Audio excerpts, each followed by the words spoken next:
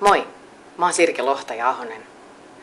Jos kirjoittaminen tuntuu sulle helpolta ja sä oot saanut palautetta muilta ihmisiltä siitä, että sun tekstejä on helppo lukea, niin sä et tarvitse tätä koulutusta.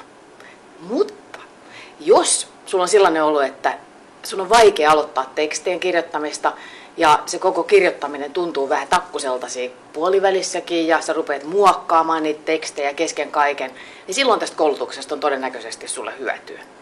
Tässä koulutuksessa käydään läpi koko kirjoittamisprosessi alusta alkaen, eli siitä, että miten tekstiä suunnitellaan, kenelle sitä tekstiä kirjoitetaan, mitä sillä tekstillä tavoitellaan ja miksi tekstiä ei kannata muokata siinä vaiheessa, kun sitä kirjoitetaan, vaan antaa mennä vaan.